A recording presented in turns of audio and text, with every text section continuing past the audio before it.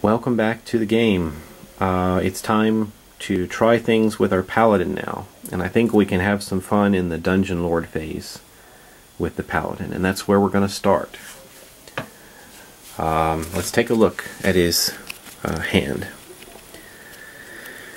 Remember that the Darkling has 4 peril, so we have, just to put it easily, we have 4 red points that we can spend. So we can't bring out the Wraith, but we can pretty much bring out these others. We could bring out the Poltergeist. That is a monster, and then if it attacks, you have to discard a ready treasured, so he can, I guess, snatch and throw away the jar with the brain in it. Anyway, the Poltergeist. Why don't we just try that and see what happens? We're going to pay the Darkling's points. So the Darkling is going to lose these 4 peril. 1, 2, 3, 4. All of his peril is spent. And we're going to bring out the Poltergeist.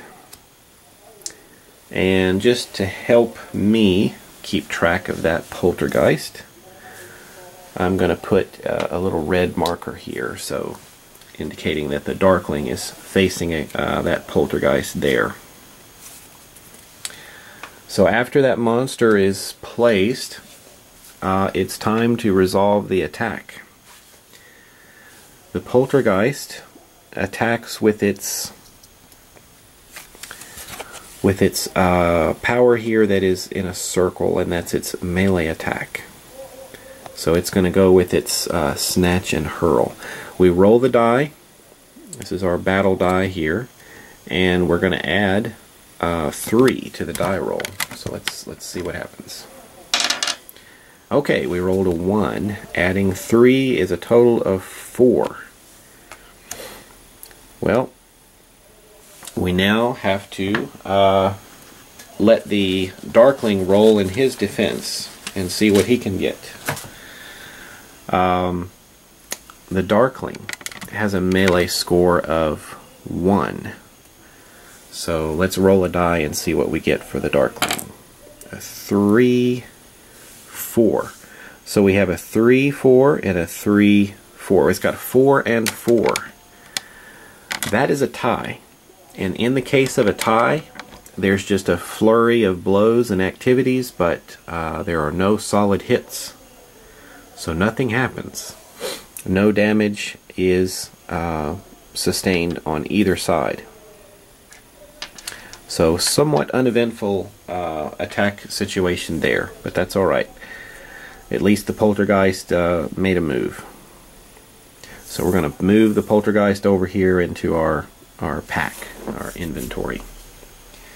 When they're in your pack, I don't think that they take up your hand size. Let me look up the exact rule for that. Yes, it looks like that after you have used an encounter card, something like a monster, that can either go back into your hand or into your pack, which doesn't take a space from your hand size. So I guess I'll do that. I guess I'll put him down in the pack down here. It said that if a monster is ever wounded but still alive, they always go into your pack, your inventory section. Okay, that is the Dungeon Lord phase. And depending upon who would have inflicted a wound, if the Darkling had counterattacked and inflicted a wound on the Poltergeist, the Darkling would have gotten some glory. If the Poltergeist had wounded the Darkling, then that would have allowed me to give some extra peril to the Darkling. So points would move up and down on the Darkling depending upon how that encounter went.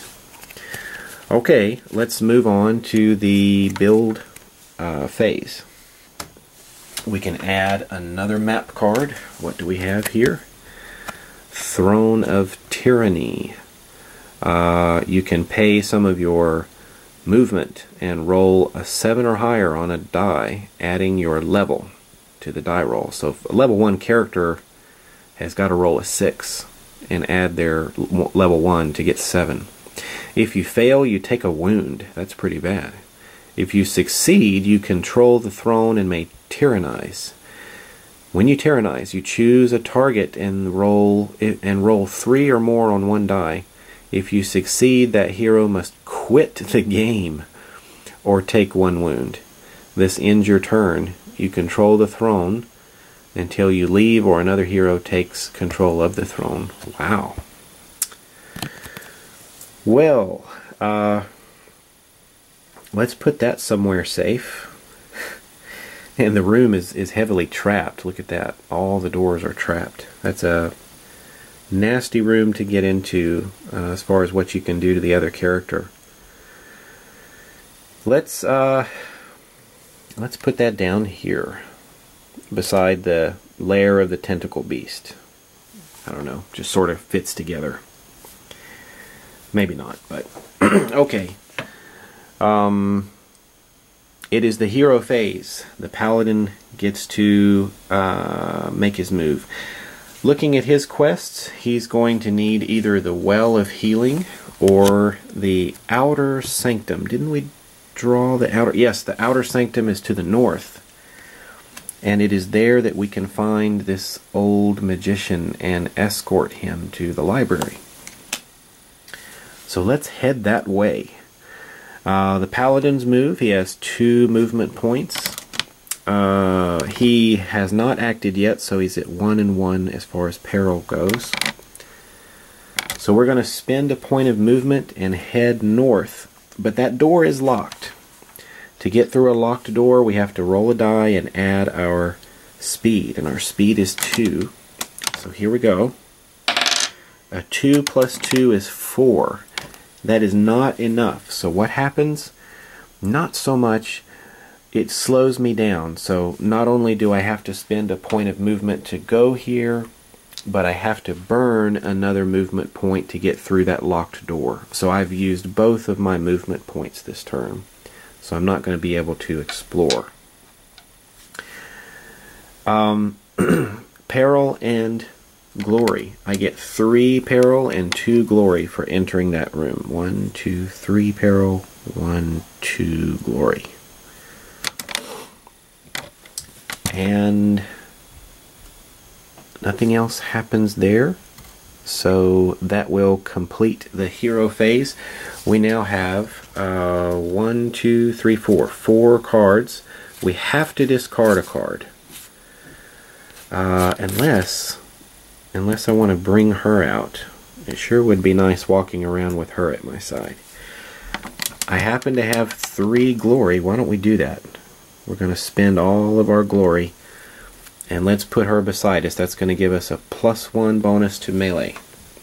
So let's put that in our inventory as well. Inventory and pack there.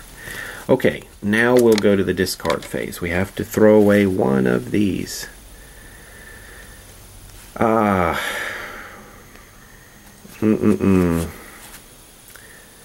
You know, I want to get cards out as fast as I can. The Darkling has no peril, so I think I need to keep the lower cost cards. So we're going to say bye-bye to the Wraith for now and draw 3 new cards to get our hand up to 5. And we've got some new treasures and another monster called a Bugbear. Okay. Beware the Bugbear. Alright, we've got a Dark Kitty Familiar and a backpack. And wow, you can carry 3 additional treasures if you have your backpack ready. Very nice. Alright, so that will end the Paladin's turn. And that's it. Please join me next for the Darkling. He'll be up next.